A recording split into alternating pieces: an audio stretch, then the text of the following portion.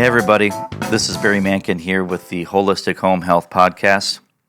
We're here in Nashville, Tennessee, and we're coming to you with a special guest. So this is the first time we've introduced this side of any type of contaminant in the house that's not related to biologicals. It is, but it's not. It's indirect. So let's talk about that with Chris Hoffmeyer. Welcome, Chris. Hello, good day. Thanks for having me. Thank you so much for coming. So Chris here is a building biologist, master electrician, licensed general contractor, and an NEC consultant, instructor. And so he brings EMF solutions. We're going to talk about all things EMF. We're going to talk about RF, and there's so many other different types of frequencies that are involved that he specializes in. There is nobody better in Nashville, and dare I say, the United States. He's one of the top guys. He just happens to live here, and we get him. So I'm so excited about this. This subject is so broad, and there's so much unknown about this. And in some people's lives, it's even controversial. So we're going to try to bring some clarity. There's a whole lot to dig into. We're just going to scratch the surface with 2 episodes here. So right off the bat, I, again, just want to welcome you, and then let's talk about how this started with you, because you have such a passion. You've explored every avenue of this, and you're still learning, which we talked about earlier. We are all still learning. What started this in your life? How did this prompt that? You were already an electrician, if I understood correctly, before. Yeah, I was in technology. Okay, all right. I was in technology. I was in the energy sector. Okay. And so a lot of electrical experience, a lot of electronics, a lot of IT. But yeah, pretty amazing. It all came together. I did not start a journey. When I was when I was 9 years old, I didn't say, "Hey, I want to be EMF consultant when I grow up." Right. That was not necessarily there. I've got a really diverse, really rich background, and it's really kind of amazing just how all these different career paths, how they've all kind of converged, into position me to be well suited to serve clients, help families improve their environments. Yeah. So you want me to dive into a little background? Yeah. So tell me your story. Yeah. Well, maybe I'll just start with how did I find myself starting Haven Hills? Yeah. So it was personal journey. I've been married almost 20 years, celebrating 19 years. 19 years? Yeah, next week, actually, Woo-hoo. Tuesday. All Celebrate right. 19 years. Yeah. Amazing. And my lovely bride, after we had our first child, we had some difficulties along the way trying to have a child. And then we had a child, and as part of that process, my wife started getting very interested in detoxifying our home, trying to look at optimizing health, trying to improve the chances of getting pregnant, having a family. Sure. And in the process of that, she started with what a lot of people start with, what a lot of women start with is, cleaning up the diet, start reducing the toxins in the home. All good things. All good things. Yeah. And then eventually she turned to EMFs, and she suggested, "Hey, honey, I think maybe we should turn off the Wi-Fi at night." Yeah. And at that point, I was working corporate. I was in technology, doing large-scale enterprise implementations for some of the biggest names, Forbes top 25. Yeah. So working all over the nation and working with global companies doing IT implementations. I went, "Honey, Yeah, this is my gig here. yeah, I'm in technology. I'm in IT. I can't let the guys, my colleagues, know we're turning off the Wi-Fi. Right, Like next, you're going to ask me to put on a tinfoil hat. That's right. And That's right. Come on now. It was hard enough getting rid of the scrubbing bubbles. Right. Nothing cleaned a bathtub like those scrubbing bubbles. Correct. That's right. And this vinegar stuff, I was afraid just wasn't going to cut it. But when she came at EMFs, I was actually really concerned, and then I actually became a little concerned about where are we going to be at relationally? Are we diverging? Are we kind of, I've heard couples having marital issues because, one goes off the deep end, and I was concerned about that. And it was actually really fascinating. It was actually, I'm not sure if you remember, but Christmas, downtown Nashville, there was an event that knocked out communications across 3 states for 3 days. Not sure if you recall that. How long ago was that? Oh, I'm trying to think. 5 years ago, maybe 6 years ago. Yeah, I'd have that to go sounds back and familiar. check. Yep. I don't remember the exact date. Oh yeah, Christmas. I was actually in Missouri when that happened. Yeah. Yeah. So event happened in Nashville. Communications got knocked out across 3 states. AT&T, the infrastructure got damaged, and I realized how dependent we are on communications. So after that, I decided to sign up for a ham radio class and to get into rescue communications and public service for setting up emergency comms. If there's disasters. And long story short, going through that training, they had a section on RF safety. The FCC requires training on, RF safety, and very fascinating. It just started resonating with me. Some of the points my wife, my lovely bride, was making about some of the dangers of EMFs were, kind of coming to the surface. And this is a whole other thing to get into, but within the U.S., most RF safety is focused on thermal heating. There's not a lot of acknowledgement of biological effects, at the non-ionizing and below thermal. So, low level power where you're not cooking, cooking something like a microwave. But I've got other training in the past. I used to work with radioactive sources offshore. I was in oil and gas, downhole drilling systems, and I was a radiation protection supervisor. So that's ionizing radiation, actually handling nukes, handling sticks, Geiger counters, all that fun stuff. And what I started realizing was that these safety precautions that we use for nukes, the safety precautions for high power RF output, all apply to non-ionizing radiation as well. And so eventually, the penny started dropping. I started looking into the research my wife was bringing to me. And within the industry, we used to think it was a bunch of quacks, but started looking at the research, and it was quality research. Yeah. And they were legitimate scientists, statisticians doing this work. And so eventually, I started shifting, and over a couple-year period, realized that there's a lot of people who can help with this. I think it's so huge because I think your track was probably, you had such a great foundation to be able to get into that. It's so daunting for so many people. Most people don't even know what ionizing or non-ionizing, or radiation is. They don't know the difference between RF and EMF. They don't even know what they mean. So give us a couple of basics on just those two subjects, ionizing versus non-ionizing, and then EMF versus RF. Yeah, happy to. So kind of the quick down and dirty is Tesla said, well, I won't quote Tesla because I'll botch it. But we'll just say everything is energy-wise is somewhere on the electromagnetic spectrum. Electromagnetic spectrum is a wide range. It ranges everything from just above 0 hertz, the low single-digit Schumann resonance, going through the Earth, up to DC rail, in the UK, power and electric trains, up to 60 hertz, which is what our power system, 120 volts, 240 volts, operate on. And then it goes up and it covers a range as well of radio, TV broadcast. Then we get into cell phones, Wi-Fi. And if you keep going, you actually get into infrared. And so, some folks... So you're going up. Going up the spectrum, working our way up the spectrum. This is all part of the electromagnetic spectrum. And these are all different frequencies. We can measure infrared. We can measure power frequency, all on the same spectrum, if you will, just different points. And it goes all the way up into visible light. Visible light. Sound, audio. These are all... sound, audio is a little different. You get some vibration. You're right. But you could think of it, the electromagnetic spectrum, similar to, sound, audio, thinking about how you got different frequencies, of vibration. Same thing with energy and light. It goes all the way up to ionizing radiation. So beyond light, you now have ultraviolet. You then have... all the way up to cosmic rays. And the further up the spectrum you go, the more energy, the faster it's moving, vibrating. So ionizing radiation, there's a line where there's enough energy that it can actually knock electrons off atoms.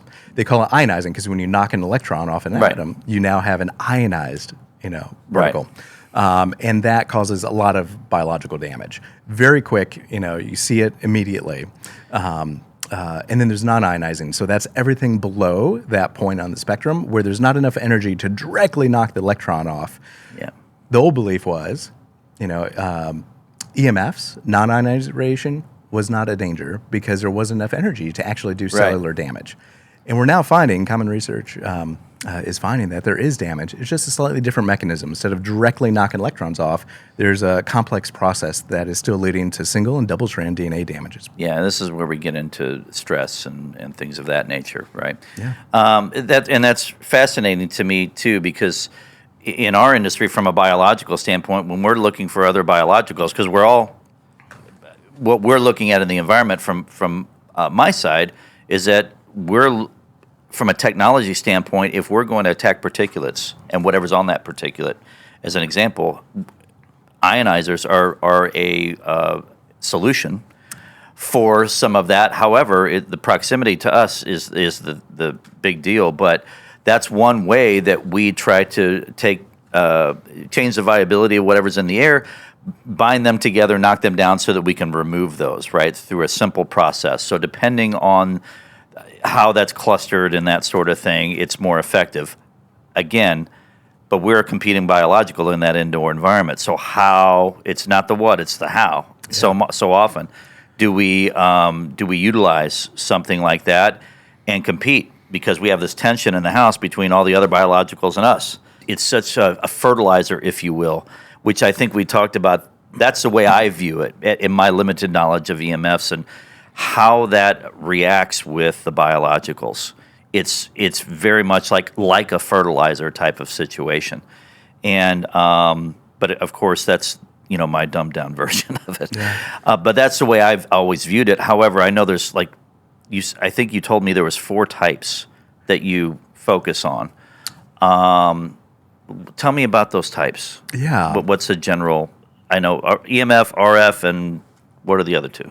Yeah, so quite often we use the term EMF as a generic term to refer to any of the 4, gotcha. Or sometimes I'll sometimes say 5 because I'll speak to ionizing radiation because sometimes we do run into issues with radon. That's ionizing, gas. That Middle Tennessee we do have elevated levels. Based on the geology, we're built on. But for the most part, when we're talking traditional EMF assessments, we're looking at radio frequency, we're looking at magnetic fields, and we're looking at electric fields. Right. And then there's a 4th that we'll refer to as dirty electricity. Yep. Or you might hear of it as MEP, microelectric pollution, or sometimes in the industry, in the electrical industry, it's referred to as high-frequency transients. So basically that's superimposed signals on the power system. Mm. Yeah, interesting. Yeah, so different equipment required to measure each. They behave differently. Different shielding, methods, different types of sources, and so we look at all 4 individually. Yeah, one thing that we had discussed before, this is all invisible. Yes. And so unless people see or have tangible evidence of something, this is where the controversy comes in. Because then they're like, well, is this really a big deal? Because I'm doing fine. I seem to be fine. And most people don't even know that they're under a level of stress. Of course, we attribute it to just the busyness of life, especially in the United States. I'm one of those people where I'm just constantly just going. But what's feeding that? There's so much of that we can do some practical things. And then there's other solutions that are deeper and more sustainable, as far as like preventative long term. So I know you get into a lot of that stuff, and we're gonna talk about solutions a little bit more on that next episode. But when we're talking about exposure, this is really it's such a diverse thing, and there's so many things that we're exposed to. These lights, this guy, if you guys notice, it's over here. I did this for a reason. Okay? So just to highlight just a little example of practical things that we can do. And creating habits, I think, is a big part of that. If we start there, we start with our awareness. Yes. Yeah. Education, awareness. We love educating people because there's so much you can do. Oh, absolutely. Today you could start improving your environment without having to spend a dollar. Few practical things. What would be some practical things that somebody could implement? Well, maybe just what you did yourself. Yeah. You know, just Distance. simply. Yep. Yeah. When we talk about EMFs, either ionizing or non-ionizing, the same principles apply of personal protection: time, distance, and shielding. Yeah. Okay, I got another question for you. What about these little gizmos that are out there? I'm trying this thing. These little guys. Yeah, Is the this harmonizers. advertising, or is there any benefit to these things? You know, I'm not going to say the brand so we don't get in trouble. You know, I do not see an impact on my meters, on my EMF meters. Well, then that's. Yeah. But that doesn't necessarily mean it's not making a biological impact, that it's not, potentially helping, in some way I cannot measure with a meter. I've got some clients that swear by some of those devices. Really? Say they generally feel a difference. And I've got other clients that, it doesn't make a difference. So it's more anecdotal than quantitative data. At this point, there is some quantitative data. Some companies do blood tests. You can see white blood cell count. Some, show thermal imaging of the head, looking at absorption rates. I have assessed a few products where they go a great length to describe the mechanism of how it works, and they use a lot of big words. Yeah, right. And they've even applied for patents. Unfortunately, when I've dug into those products and their patent paperwork, it's a lot of fluff. Yeah. And when you actually read the documentation and you look into it, you actually see that they were rejected by the patent office because a lot of it was BS. Yeah, right. And so those companies I tend to avoid. Okay. But is that kind of like the bags for the phones and that sort of thing? What is that? In that category? It's all kind of in that same category of kind of assessing, what is impactful for you. I always recommend clients, personal referrals are the best for those. Where I can't see a measurement, with a meter. Right. Go with personal referrals. If you know folks that have made a difference, if you can afford it, some of these devices can be quite expensive. As long don't put yourself out, in a tough position. But yeah, try it. See if it works. If you've got the ability to do that. But that doesn't take away some of the practical steps like distance, time.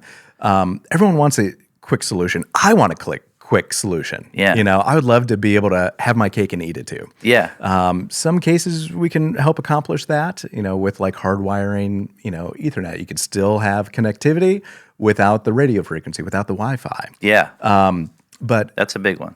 Some of the other items, reduction of exposure is still a good practice. Removing the toxin, it's like your business, I imagine. If you just cover up, the mold in the home, that might be subpar to actually removing the mold. Yeah.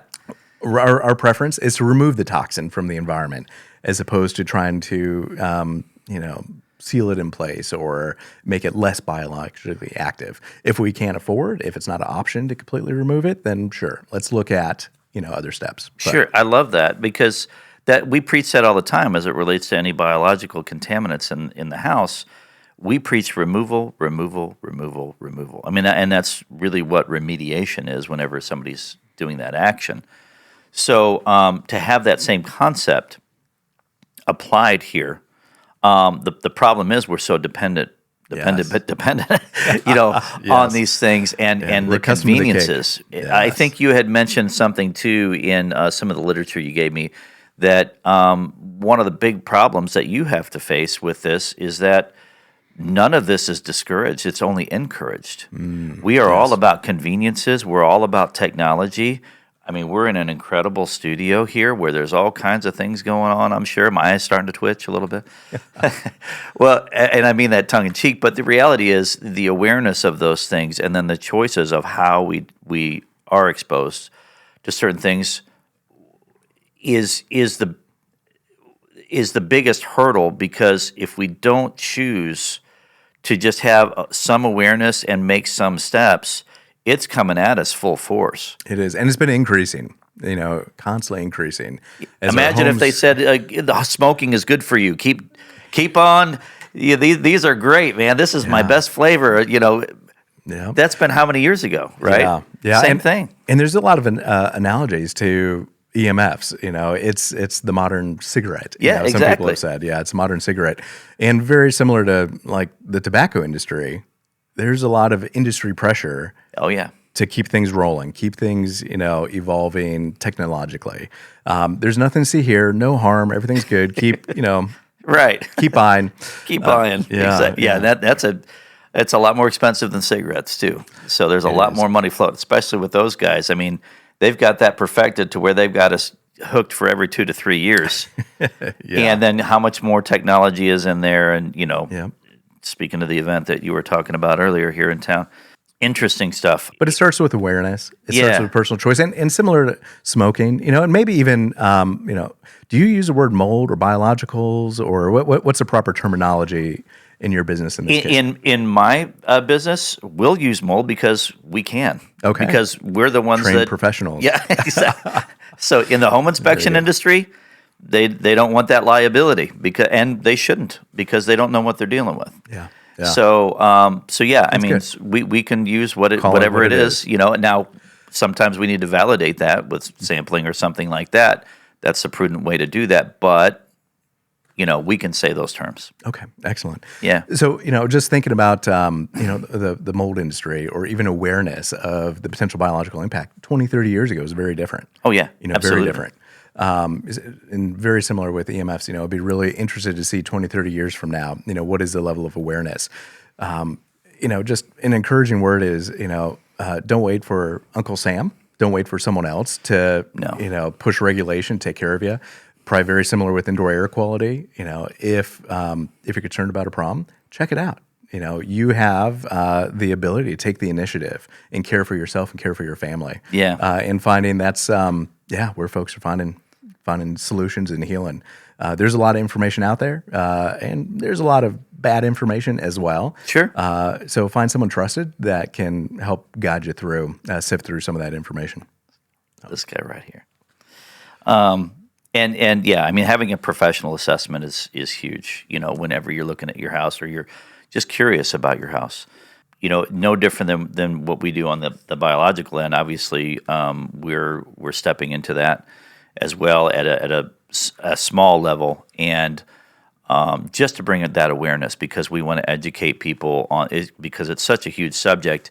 And then if somebody needs something, obviously we're throwing it to you, because there's nobody more comprehensive, as far as I'm concerned, in this space, especially in our area. Let me ask about some of the things that people are using for detoxing their body that would be on the electrical side. We talk about frequencies that are good and bad. PEMF mats, infrared saunas, vibration plates, the red light therapy, things of that nature. Those are really, really popular things in the health space, because all of this is a health issue.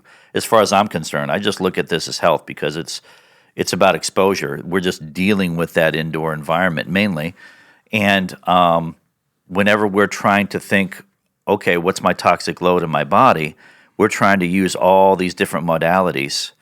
And now we're getting into some of these that are electrical, other than the monitoring, which is, I'm not a big fan of that. What is your opinion of those types of modalities? Yeah, so it's very interesting. Energy can destroy, and it could also heal. Yeah. And so it really comes down to the frequency, comes down to what they call modulation, how they structure that signal, how it's being used. Red light therapy, for instance, I have clients and have used lasers with infrared as well, and found it helps speed up healing, both acute and chronic, issues. The thing to look for is that a lot of these device manufacturers are very focused on the healing properties, of the device, but there's small little design decisions that are made that can also be introducing some negative, some problematic EMF exposures. Saunas, for instance, are a great one. A number of saunas, great for the heat, even the infrared, but the way they wire it, you have high electric fields. Yeah. The way some of the heating elements are designed, you end up having extremely high magnetic fields, and you're basically sitting right on the sucker. Right. And so you're getting additional exposure to the 60 hertz magnetic field, which also is carrying the dirty electricity, on it, and you're getting those negative impacts as well. And so when making purchases, look for low EMF devices. There are some sauna companies out there that are actually looking at that now. They're using shielded cabling within their saunas.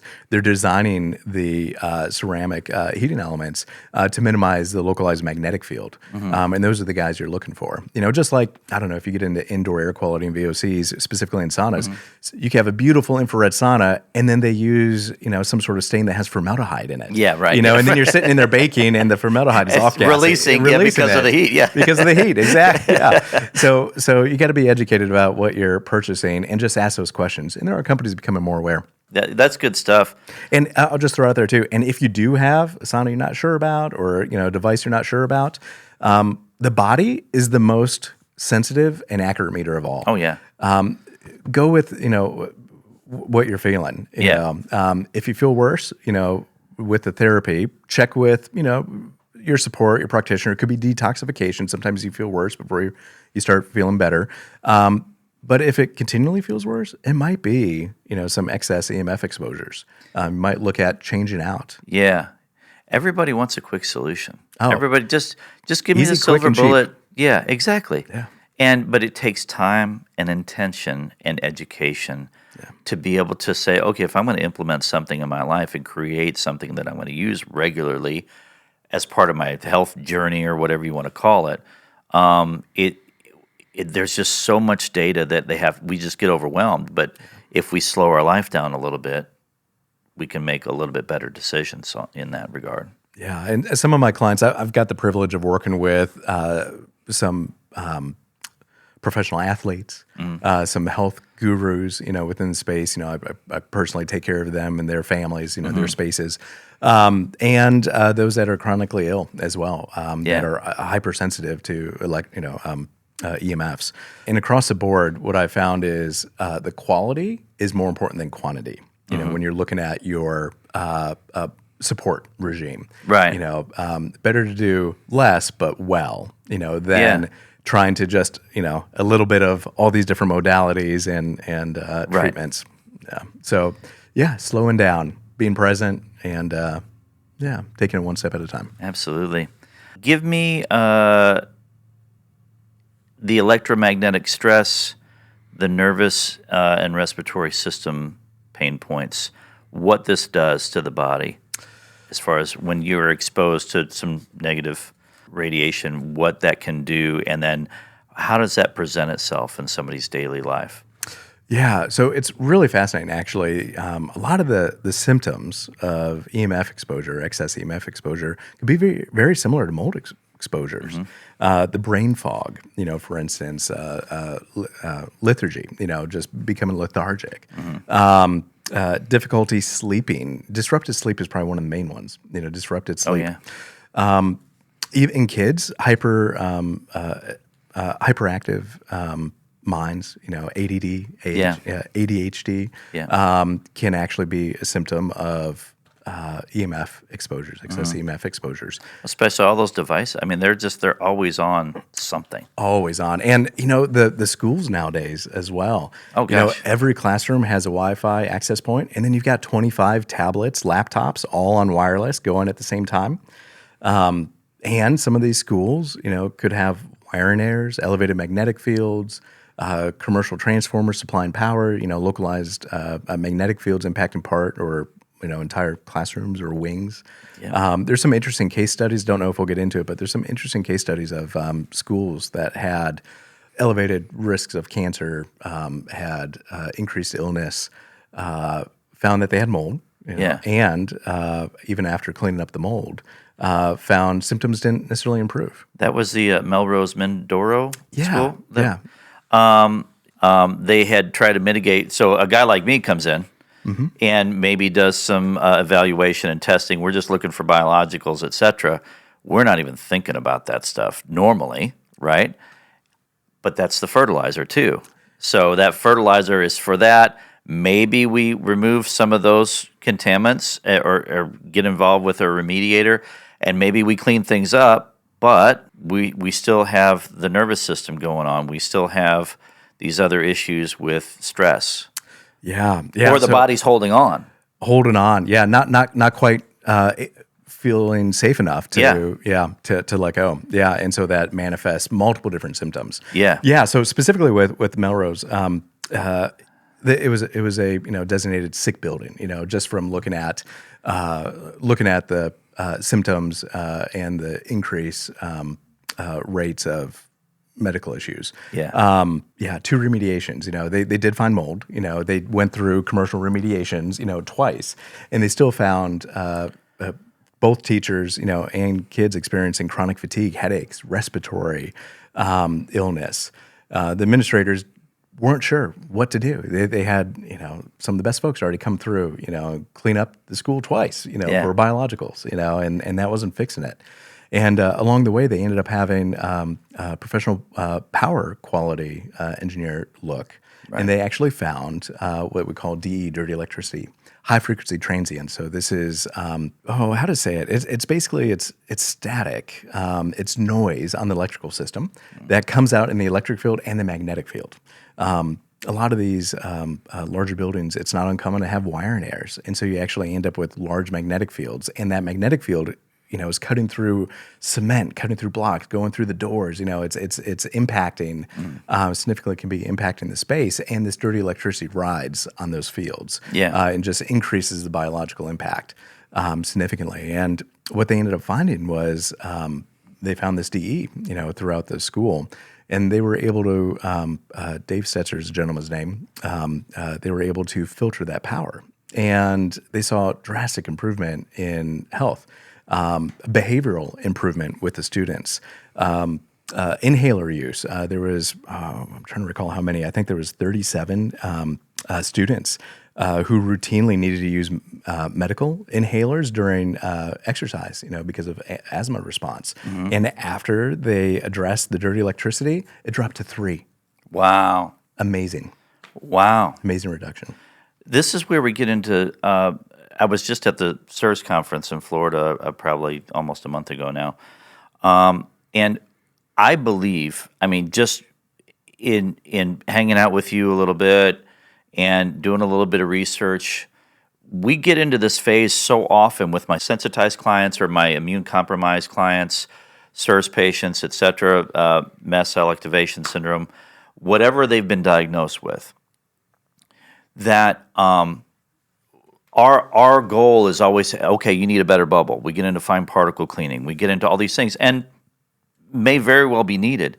However, the time that it takes for the body to get back into regulation to where they're starting to feel better, I think goes to exactly what you're discussing, and we're not addressing it in our industry nearly enough, because I think the missing link to a holistic approach in the house very much is this, and dare I say, maybe should be looked at on the front end even as part of a remediation protocol. We don't just look at the biologicals, we're looking at the electricals as well.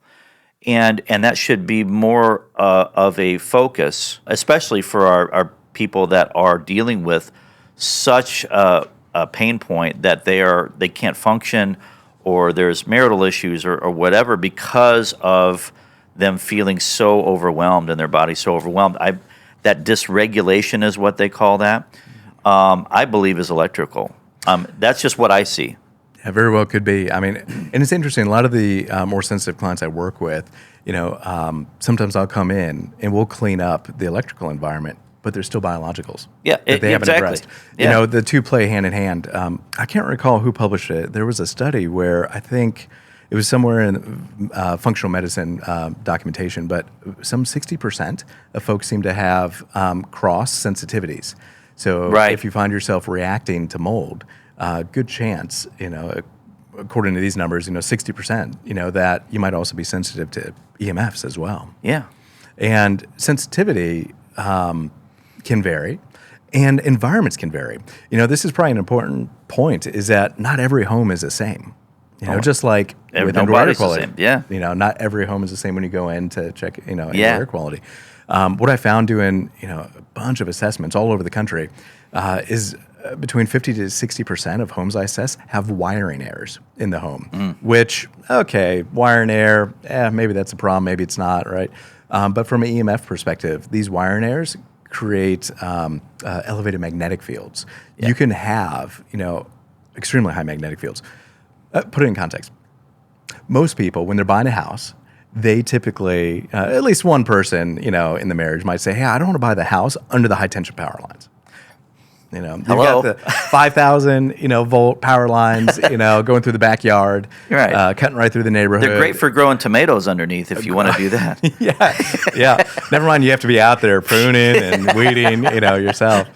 But yeah, most people intrinsically go, hey, I don't want to buy the house under the high tension power lines. There's a reason those houses are a little more affordable. Right.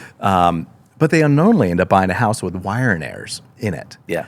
And these wire and airs can be just as detrimental as living under that 500,000 volt power lines. These magnetic fields can equal, or in some cases even be larger than under the power lines. And so people go to great lengths sometimes, avoid the power lines, but then they end up finding themselves in an environment that's just as bad. And you never know it because, again, EMFs, you can't smell it, you can't taste it, you don't see it, you don't know it until the body starts having issues or, you have someone with a meter. And we just chalk it up to stress.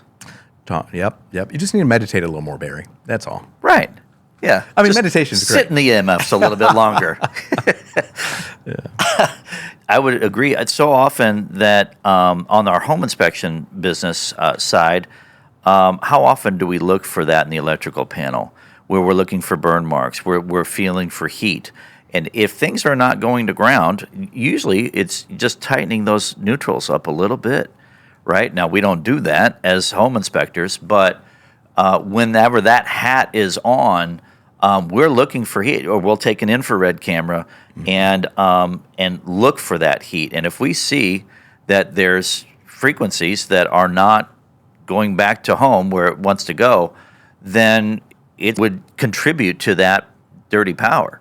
Yeah, it would contribute to dirty power. It wouldn't necessarily cause magnetic fields, though, which is kind of an interesting one. And what's fascinating is the number one wire and air is, the two top wire and airs is a neutral to neutral or a neutral to ground intertie. Yeah. And those, there's no burn marks. There's no arcing. Right. There's nothing you can see on a thermal camera. Actually, with the thermal camera, when you have gang neutrals, multiple neutral wires tied together from multiple circuits that shouldn't be, you'll actually see lower heat because the return current has multiple paths to take. Yeah, right. Which creates magnetic field, reduces heat. It might actually look even better on the camera. Yeah, exactly. Well, that's true. Absolutely. Yeah.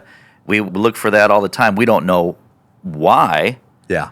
From a health standpoint as a home inspector, but that makes perfect sense. Absolutely. Yeah. Fascinating stuff. Yeah, what's really neat, too, is that a lot of these airs, they're actually National Electric Code violations. There's actually National Electric Code, requirements saying we keep all this separate. There's no neutral to ground intertie past the first disconnect. There's no neutral to neutral interties. They primarily are doing it from a safety perspective to make sure the overcurrent protective device, your breakers, aka breaker, properly trips. The breaker takes longer to trip when the current has multiple paths to take. Right. And so they're looking at it from a safety perspective. But there's actually a section of code where they do reference objectionable current. Oh, really? And there's actually a section of code that says you could do whatever you need to do to modify the system to remove the objectionable current from the system. Now, you still need the local inspector to buy off on any of those modifications. Right, yeah. And I believe originally that was introduced because there was impact to communication equipment, electronics. Okay, yeah.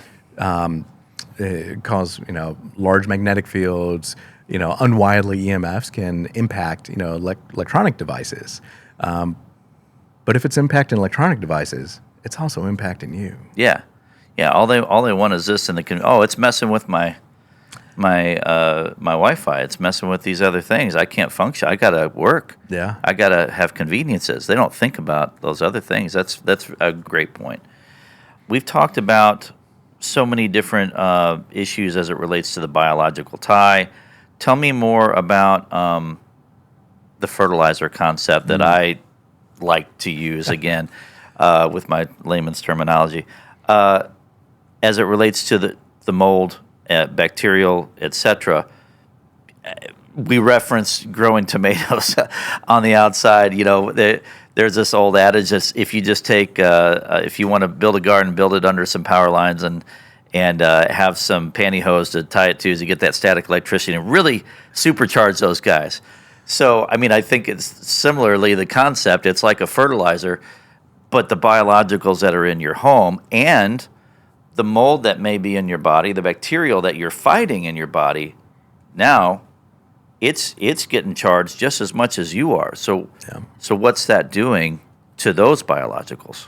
Yeah, it's really fascinating. And, put this in context as well. We talked about using EMFs, for different modalities for healing as well. And what's fascinating is that studies are showing that different EMFs can exasperate mold, and certain EMFs, modulated a certain way, can also kill or repress mold. And so it's not all one or nothing.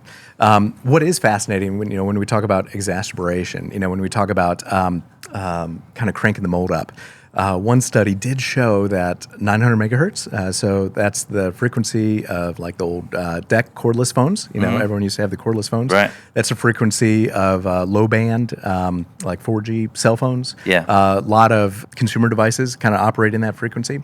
And it shows increased mycelia growth, like 20 to 40%, I want to say it was. It was pretty significant. I don't have the research in front of me. Probably need to fact check the exact percentage, but it was a pretty substantial, increase in growth. I believe it was Dr. Klinghardt did some observations as well, just looking at the increase in mycotoxin, release from molds when exposed to different frequencies, different household commonplace EMFs. And it was pretty startling to hear, some of his numbers. Proteins, reproduction, it's really kind of amazing. Right about 900 megahertz seemed to be kind of a sweet spot, right? Which makes sense. And it's interesting too, even on the other side, when you think about using, EMFs in some industrial applications, they'll use EMFs to try to sterilize, sterilize industrial products, food, packaging. And some of those frequencies they use are also common, some of the cell phone frequencies as well. Right. A little bit higher, maybe 1,800 megahertz. But what happens to mold, and you might be able to tell me, what happens to mold when it starts dying?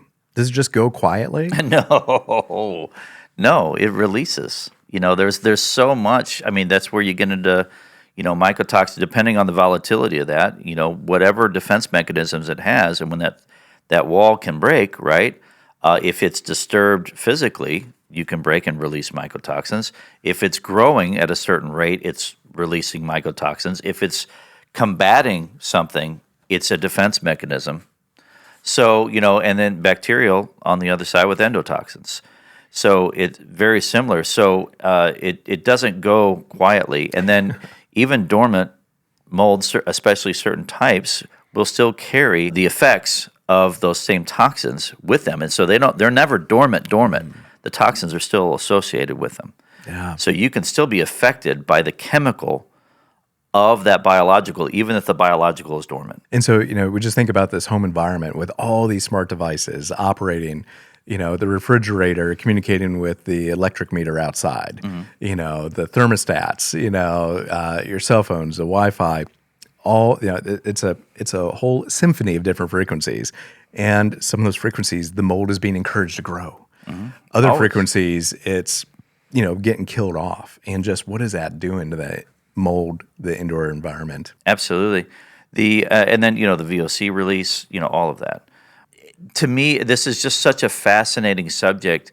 I cannot get over how this, I believe, is such a missing piece in our industry that we are not addressing at all. I feel like you're the Lone Ranger out there, like fighting the good fight, and you're just like one person at a time. Yeah. We're going to change the world. One of the reasons I wanted you here is to bring the level of awareness to say,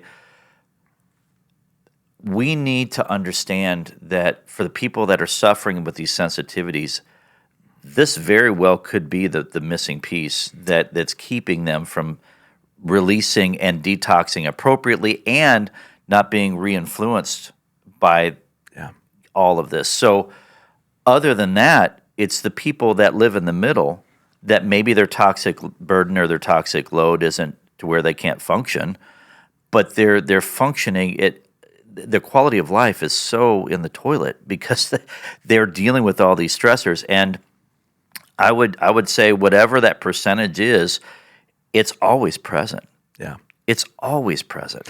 I just got back from being up in Alaska, and I was amazed at how much higher the EMF levels were compared to 5 years ago.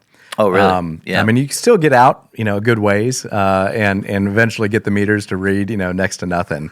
But you have to go further and further out. Oh, yeah. Than you used to. But yeah, the EMFs they're constantly all over. And now, I mean, yeah, now stuff from space and some of the constellations for internet. They're looking at using low Earth orbit satellites for cell phones in the near future.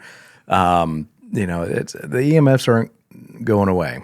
And there are some studies that are identifying this even as a carcinogen, right?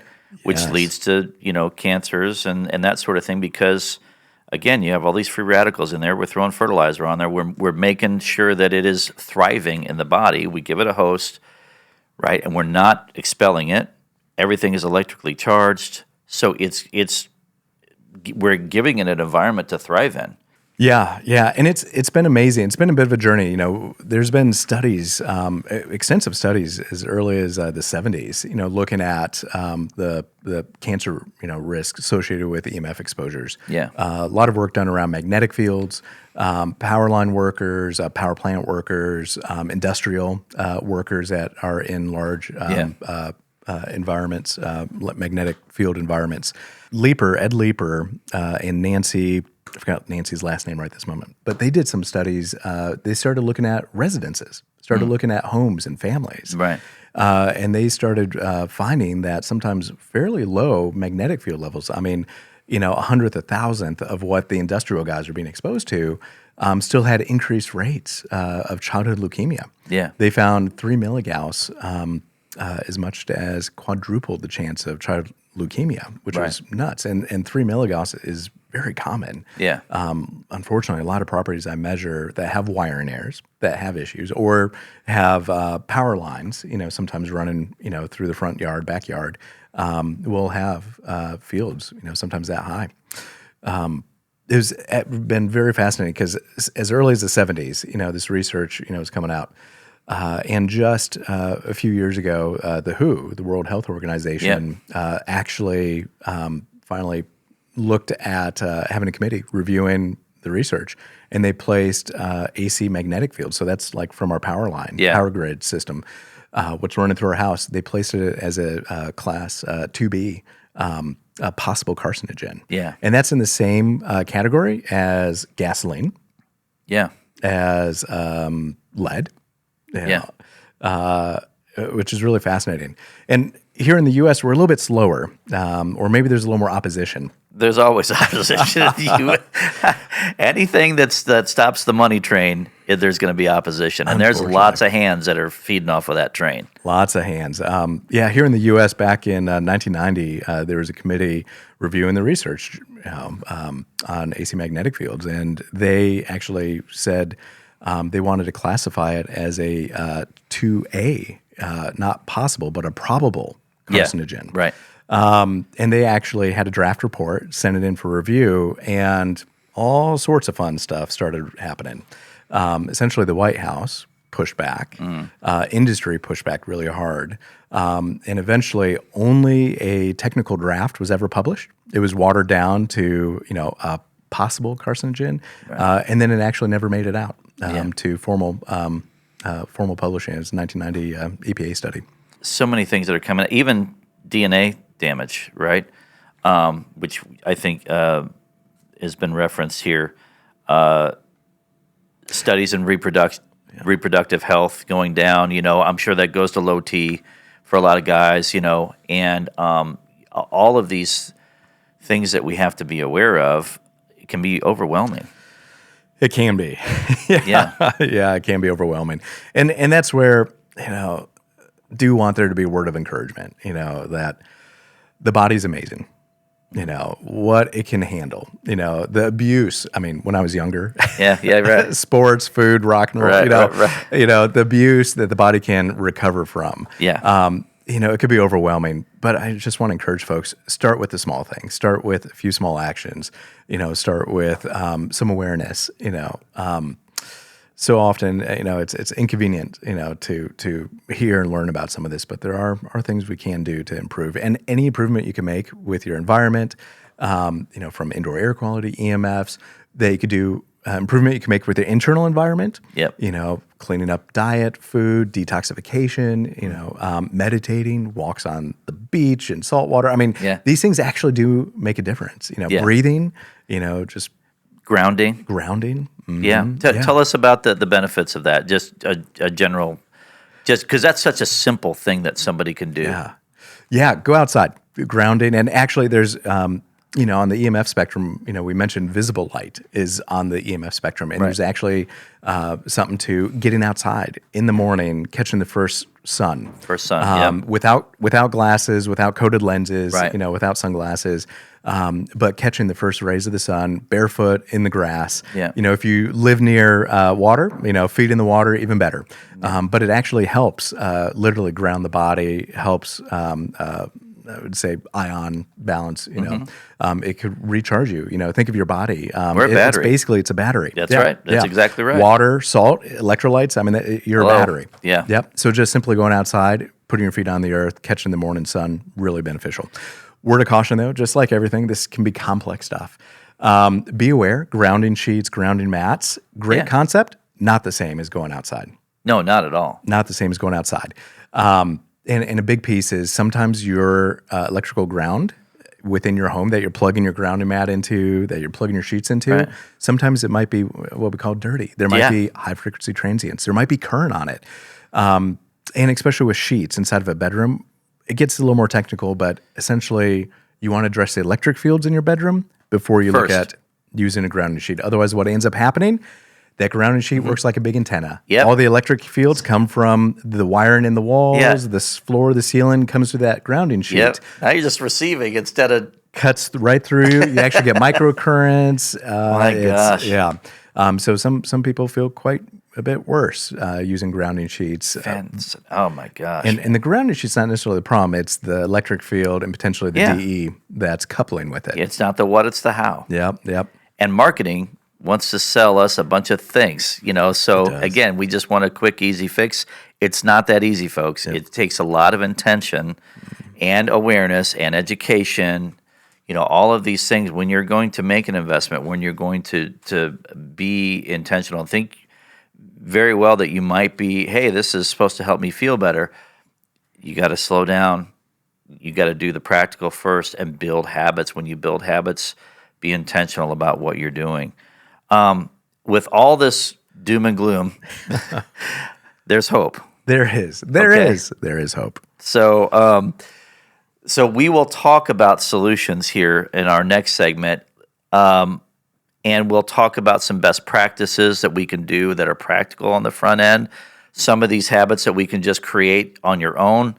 We'll talk about some of the devices that you might be able to do on your own, as well as some of the things that you might use and a process that you might use when you're, coming in and doing an assessment. So I would just say thank you. I mean, this is just such a full interview, and you have so much to offer the world, the United States, and this education is invaluable, folks. So really, really dig into this. Stay off the forums, because you're just going to get EMFs from the, frequency of the computer. But, do your research, make some calls to this guy and say, hey, what are some things that I can do to start a process in my life to change how I'm living so that I'm not exposed to all of these frequencies? You don't have to figure it out alone. Yeah. And just throwing it out there, I'm one of the few in the country that has as much experience with solutions. Yeah.